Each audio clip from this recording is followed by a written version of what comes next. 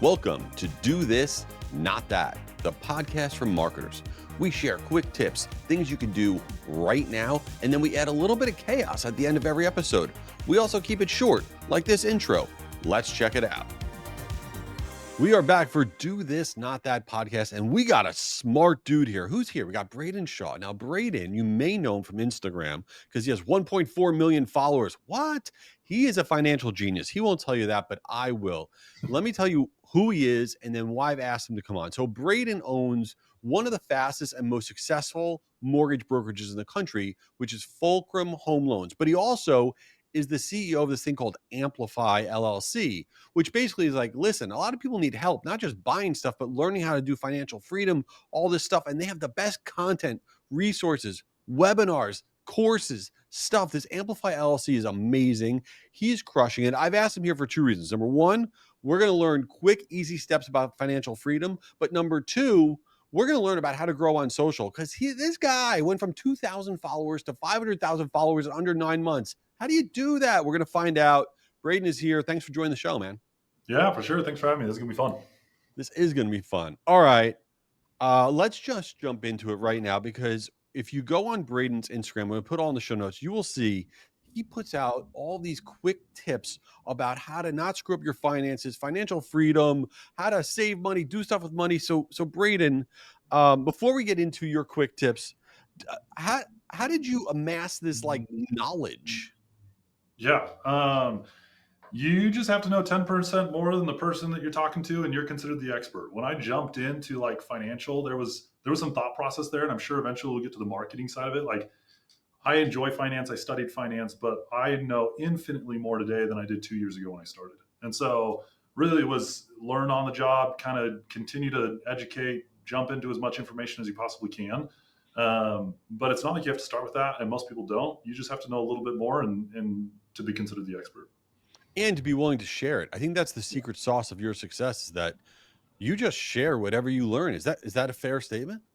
Yeah, I don't believe in gatekeeping. Like, when I jumped in, I was so frustrated with the financial literacy like content out there. You either have Dave Ramsey, never allowed to get a credit card, put 20% down on a 15-year mortgage. It's just not realistic for the everyday person today. Or go drop ship and get a Lambo and a private jet and live in Dubai. And there was no like middle ground for the everyday person. And so, yeah, I don't believe in gatekeeping. I was along the financial journey as well. Got extremely lucky, amassed a wealth early on, and just try to share everything I possibly can to help people do it as well. All right. Well, we're going to do that right now. So I'm going to put you on the spot. I want to Yeah. know, because I need all the help I can get. 3 steps to financial freedom. I mean, hit me with it. I want to know what I got to do. Oh, geez. Conceptualize it all down to 3 steps. I mean, step number 1 is a big one, but you have to get out of debt and balance a budget. And for a lot of people, they're like, check, done, move on to step 2. But the stat is 50% of people are living paycheck to paycheck. And so half of America listening to this, I mean, that's the first thing you have to do. You can't be in consumer debt, bad debt. I consider anything bad debt under 9 or over 9%. Anything good debt is below 9%. But you have to get out of debt and balance a budget. Step 2 is you've got to create liquidity through the traditional markets. I have a 401k. I have an IRA. I have a high yield savings account. I have a brokerage account. I have these accounts in the stock market to kind of build that foundation of liquidity, or foundation of investments that everyone needs to have. And it has to be those accounts. You can't, the average 401k in America returns a 4 to 6%. That's barely keeping up with inflation. Like, 401k is the most overused one. I'm not saying it's terrible, but it's overused. But put 15% of your income in there and build a solid foundation. Step 3, though, is where real wealth is created. And this is where 99% of Americans just don't understand how to do it. And that's, you've got to get into private market investments. The everyday American can do it. We think that's for the millionaires, multimillionaires, billionaires, family offices. Those families, they get to do venture capital, private equity, large scale real estate, alternative investments. But the fact is, everyone listening to this, you can get into those investments. You just need to know how and to find the network to do it. We actually met in a venture capital firm. I think your son was there. That's right. Shadowing, interning something. And that's how we met just a little bit ago. But through that network, you can get into these homegrown investments. And that's where you go earn 20, 30, 40, 50% a year. And that's what creates generational wealth. So many people are stuck in step one or never get to step three. And it's those three steps that turn into generational wealth. And it's mind blowing. Like, pull out a compound interest calculator, go to Google, pull out a compound interest calculator, and just play with that return. Like, instead of getting a 4% return or 6% return in 401k, what if you can go get a 12, 15, 18%? You will turn into tens of millions, if not hundreds of millions of dollars, just by doing the path that has been proven by all the ultra elite. You just have to get around the right people and network into the right people to be able to get to step three. All right. So before we figure out how to get to step three, and we're going to get to the marketing side of this, I'm just curious about something. At a very basic level, the people that are listening out there are like, should I lease a car? I have a mortgage. Should I pay it off? Interest rates are historically not super high right now. Are there any like basics that you're like, listen, you got to do this to get out of debt? That's just like is a no brainer. Yeah. Getting out of debt's not fun. Like, I just kind of made fun of Dave Ramsey, but honestly, me and him agree with how to get out of debt. Once you're out of debt, we have different opinions on how to grow wealth. Um, but getting out of debt, you just have to do it. Like, live below your means, pay it off, get out of debt. It's going to be a terrible 2 years, but do everything that you can to make it happen. Where I disagree is I don't believe that you should pay off your home as fast as you can. And I can mathematically, statistically prove that to anyone. Even if you get the same return as your interest rate, if you get a 6% return in the stock market and your interest rate is a 6% interest rate, and you had a $400,000 loan and a $400,000 in the stock market, at the end of 30 years, you will have paid $800,000 in your mortgage. You would have made $1.7 million in the stock market with the same return, because one compounds up. You're compounding up your return. You're compounding down your debt. And so it does not make sense to pay off every debt as fast as you can, but you cannot have credit card debt. You cannot have personal loans. Auto loans, it depends. If you got a 12% interest rate, get out of it. If you got a 4%, you can stay in it. But you just have to get out of bad debt so that you can start investing and start getting that compound return. I think that's so valuable because, I'm a big believer that when you hear the word best practices, like run, just 99% of the time, these best practices that people tell you are outdated and ridiculous. And to your point, people say, pay off your mortgage as fast as humanly possible. And you just say it. And then everyone's crushing themselves trying to do that. And there's math and there's leaders out there like yourselves are saying that might not be the best plan for you. That Yep. doesn't mean you should buy a home that's beyond your means, No, but don't believe every single thing these people are saying. 100%. So, all right, let's flip the script here for a second. I want to talk about the marketing side of this thing. How did you go from, okay, I'm going to help people with their mortgages and financial freedom, be like, I'm going to be a known personality on Instagram? And what were the steps you had to take to actually do that? Because your videos, for everyone out there who hasn't been to Braiden Shaw's Instagram, what he does, I might as well call him Braiden Listicle Shaw. That might as well be his name, because the guy will be like, the 3 steps of financial freedom, the 5 things to do to pay off your college debt, the 3 this, the 4 this, the 5 that. So what did you do to grow this, and how did this all happen?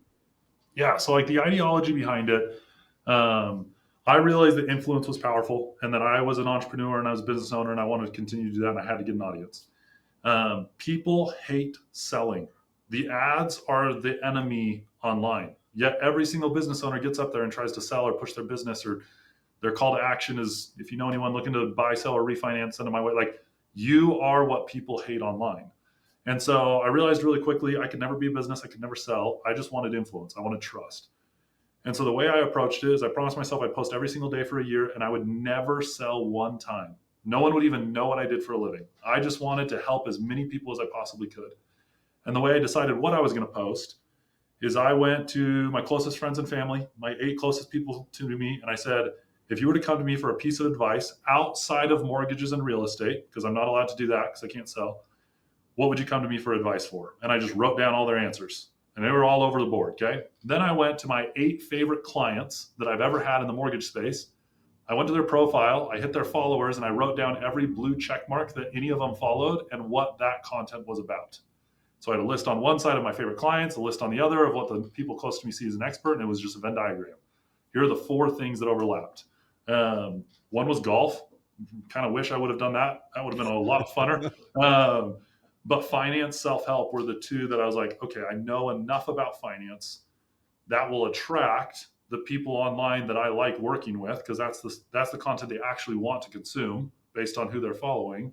And so I'm just going to begin creating financial content, give every piece of knowledge I possibly can for a year, and at the end of the year, I'll figure out what to do with the following. Honestly, I thought I'd get 4,000, 5,000 followers, it'd be a massive success, and I'd kind of run with it. Ended up being 1 million followers in less than a year, and turned into something massive, and it's been an amazing blessing since. But I think the way people approach social media is completely wrong. Don't sell, don't go in your industry, just give, educate, or entertain. Those are the only two reasons anyone ever wants to consume information: is they want educated or they want entertained. Figure out which one you're good at. I suck at entertaining, so I was like, I got to educate, and I leaned into it, and I just gave every piece of information I possibly could. So first of all, you should have another page just about social media, because I think again, you can be educating people. That is probably the most tactical, real explanation about growing on social that I think I've ever heard. And I'm curious about something though. So when you started out, you're like, maybe I'll get 4 or 5,000 people, and you started posting these short videos every day, do these 3 things, whatever. Was it like one video took off and you blew up overnight, or was it just this like steady stream of just building?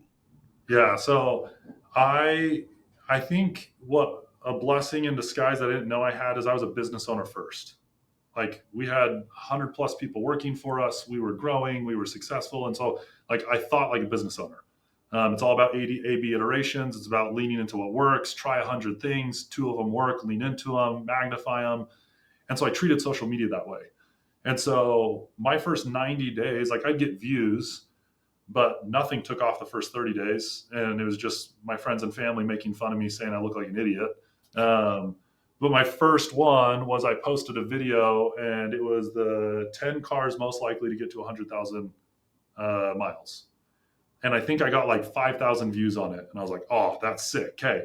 So the next day I had another video already filmed, ready to go, but I scratched it, went into the studio that morning. It was like the 10 cars least likely get to 100,000 miles. And I just started iterating off that and started building little bits of momentum. Um, and then it started to roll. And like, it was a slow, like, it was a linear line over the course of a year to 1 million followers.